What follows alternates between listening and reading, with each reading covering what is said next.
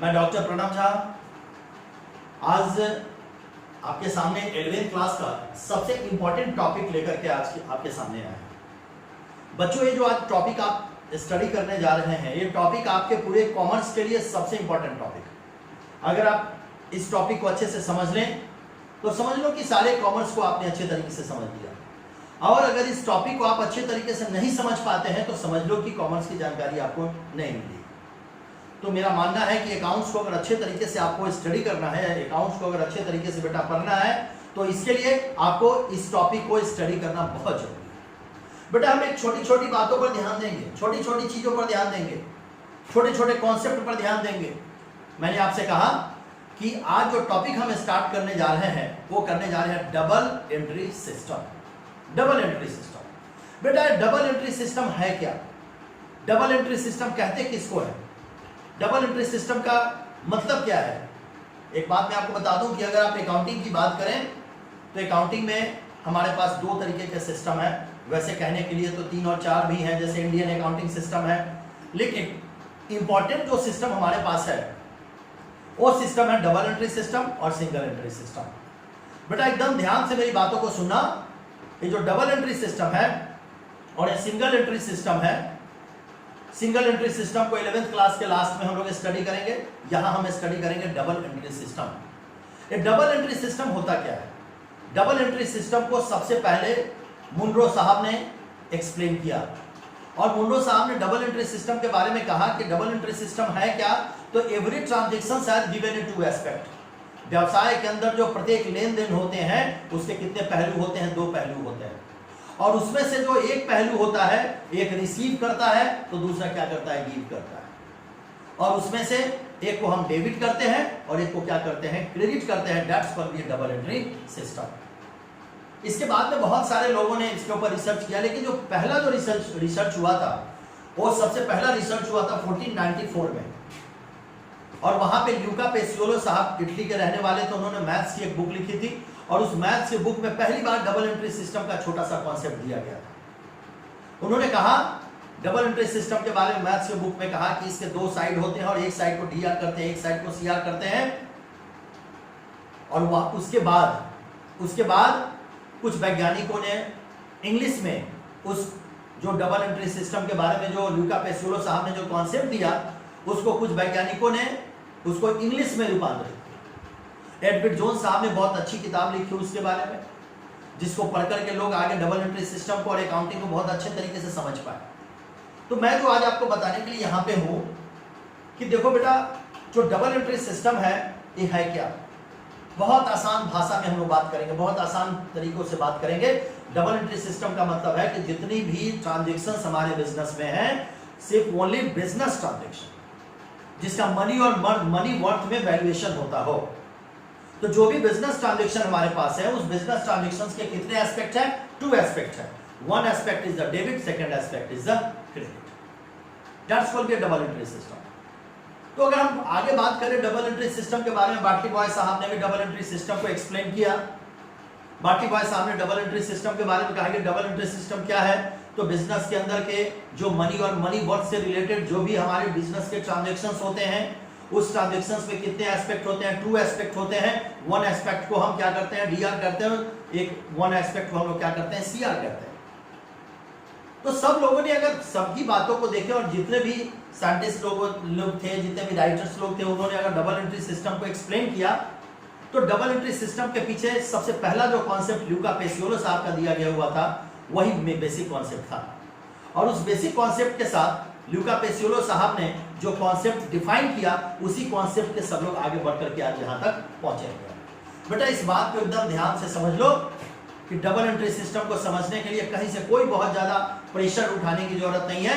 Double entry system क्या है?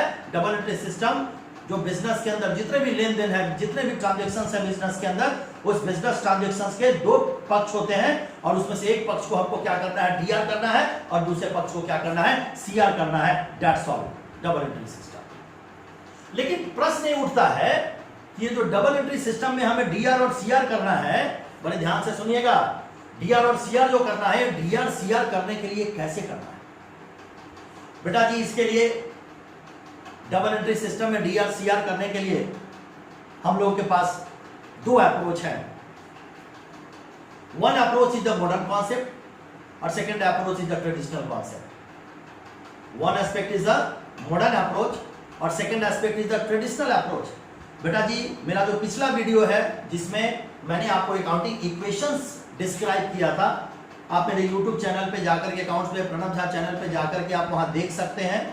और वहां जो हमने जो वहां पे डिस्क्राइब किया था, जिस समय मैं टी सेप अकाउंटिंग आपको बता रहा था, उस समय आप जाकर के वहां पर मैंने मॉडर्न कॉन्सेप्ट के बारे में बताया था कि मॉडर्न कॉन्सेप्ट में 5 अकाउंट्स होते हैं और सारी चीजों के बारे में मैंने बताया। पिछले वीडियो में जाकर के आप वहां से देख सकते हैं।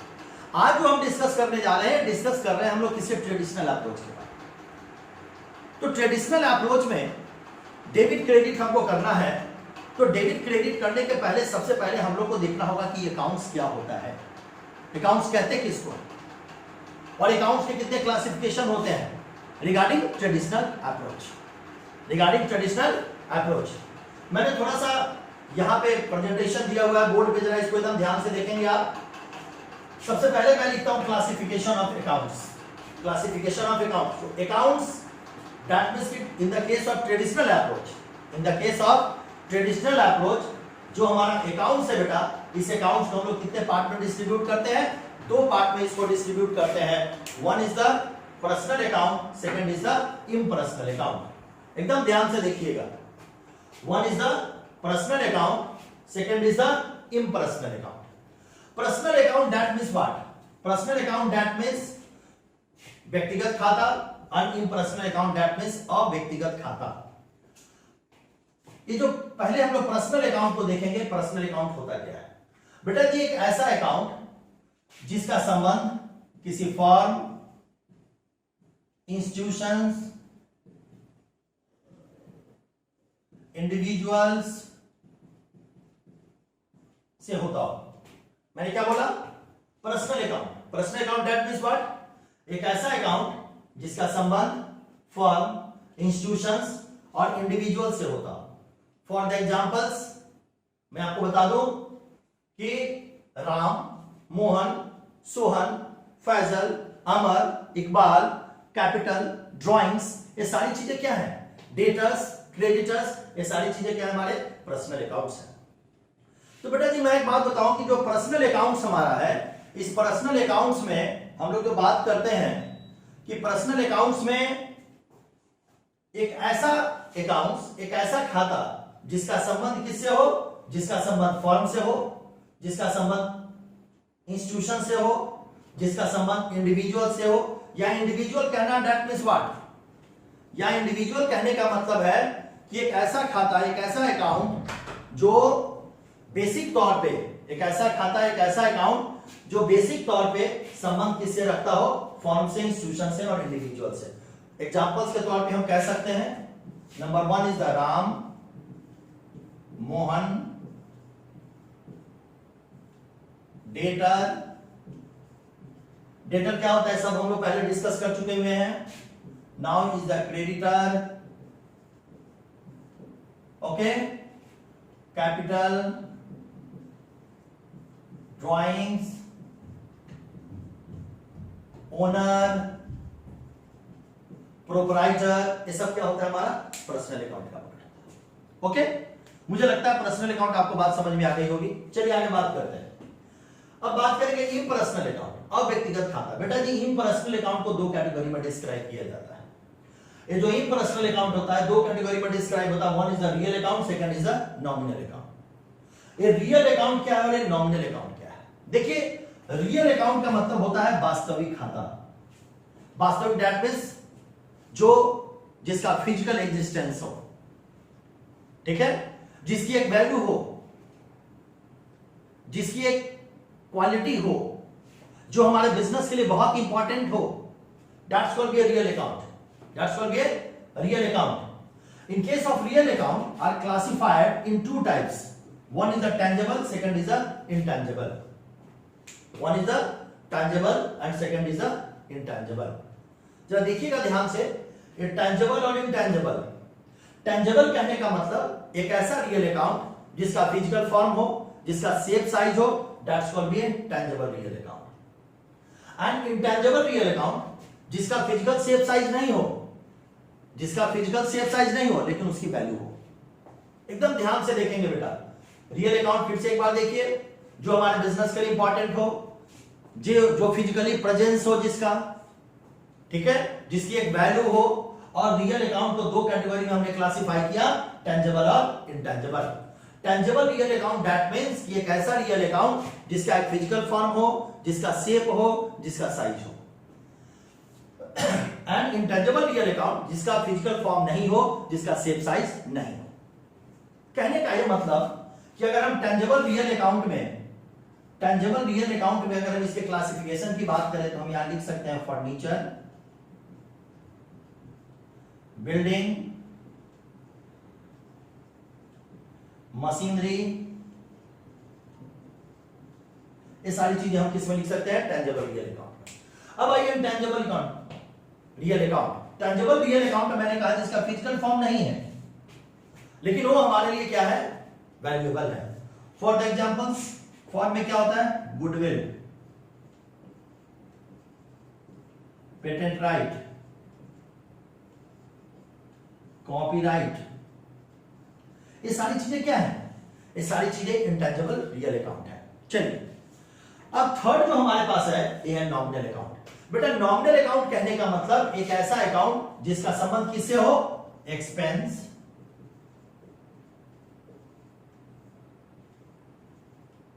Gain,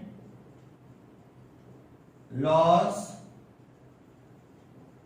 income. ध्यान से देखिए, expense, gain, loss and income, ये सारे क्या हमारे नॉमिनल अकाउंट के पार्ट है। फॉर द एग्जांपल्स जरा हम देखते हैं, एग्जांपल्स में देखते हैं, सैलरी, रेंट, कमीशन, ये सारे क्या है हमारे नॉमिनल अकाउंट। चलिए एक बार फिर से रिवाइज करते हैं। मैंने कहा classification of account. In the case of classification of account, account are classified in two forms, one is the personal account, second is the impersonal account, and impersonal account are classified in two forms, real accounts and nominal account। in the case of personal account हमने पहले देखा कि एक ऐसा account जिसका संबंध, जिसका relation form, institutions, individual से होता है, that's called be a personal account. And impersonal account, real account and nominal account. Real account जो हमारे फॉर्म्स के लिए वैल्यूएबल होता हो, जिसकी एक वैल्यू होती है। And real account are classified in two forms, tangible real account and intangible real account.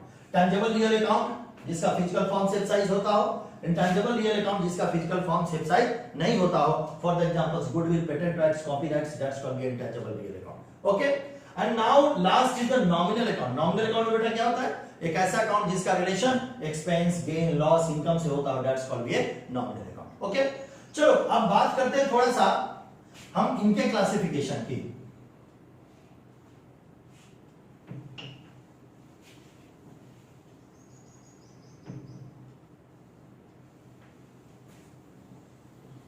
देखो बेटा मैंने आपको रियल अकाउंट के क्लासिफिकेशन मैंने बता दिए। अब हम बात करेंगे थोड़ा पर्सनल अकाउंट को। पर्सनल अकाउंट को भी क्लासिफाई किया गया है। पर्सनल अकाउंट को 3 कैटेगरी में डिवाइड किया गया। Number 1 is the natural personal account, number 2 is the artificial personal account and number 3 is the representative personal account. बड़े ध्यान से बेटा देखिएगा, बहुत माइन्यूटली इस चीज को समझिएगा। देखो बेटा number 1 is the natural personal account. Natural personal account that means कि एक ऐसा अकाउंट, एक ऐसा पर्सनल अकाउंट जिसका संबंध किससे हो, ह्यूमन बीइंग से हो। किससे संबंध हो, ह्यूमन बीइंग से हो। राम, मोहन, फैजल, अमर, इकबाल, दिल्ली यूनिवर्सिटी, बिहार यूनिवर्सिटी, ये सारी चीजें क्या है हमारे लिए, नेचुरल पर्सनल अकाउंट है। Second is the artificial personal account. Second is the artificial personal account. Artificial personal account that means what, artificial personal account बेटा ये पर्सनल अकाउंट होगा, ये पर्सनल अकाउंट होगा, ध्यान से देख सुनिएगा मेरी बात, ये पर्सनल अकाउंट के तरह ही काम करेगा लेकिन इसका फिजिकल एग्जिस्टेंस नहीं होगा। Do not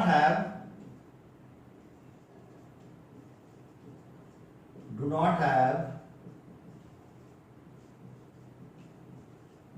physical existence. मैंने क्या बोला, पर्सनल अकाउंट मैंने क्या बोला, 1 is the natural personal account, Second is artificial. Artificial personal account is a personal account, but do not have a physical existence. Okay. And third is the representative personal account. These are the most important part. These are the most important part of classification of account.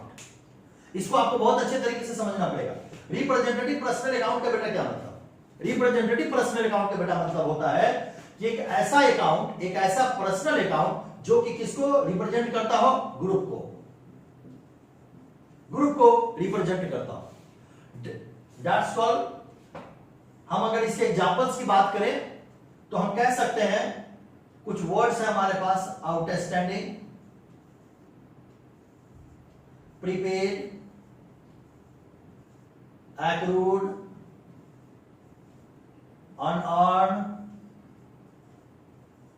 ये जो 4 word है बेटा, ये represent करते हैं किसको? Representative personal account. चलिए, आज का जो वीडियो हमारा था, इस वीडियो में हम लोगों ने देखा कि डबल एंट्री सिस्टम क्या होता है, और हमने आज के वीडियो में देखा कि डबल एंट्री सिस्टम में ट्रेडिशनल अप्रोच के अकॉर्डिंग टू अकाउंट्स को कितने पार्ट्स में क्लासिफाई किया गया हुआ है. हमने आज के वीडियो में इन सब चीजों को देखा. इसको बहुत अच्छे तरीके से पढ़ेंगे. अगला जो वीडियो हमारा बेटा आएगा वो आएगा रूल्स के बारे में, कि हम लोग सबसे पहले इसमें कुछ क्वेश्चंस करेंगे कि हम लोग क्लासिफाई कैसे करते हैं अकाउंट्स को, अकाउंट से क्लासिफिकेशन कैसे करेंगे. जैसे मैं कुछ वर्ड्स आपको दूंगा और उस वर्ड्स को आपको बताना पड़ेगा कि कौन पर्सनल अकाउंट है, कौन रियल अकाउंट है, कौन नॉमिनल अकाउंट है.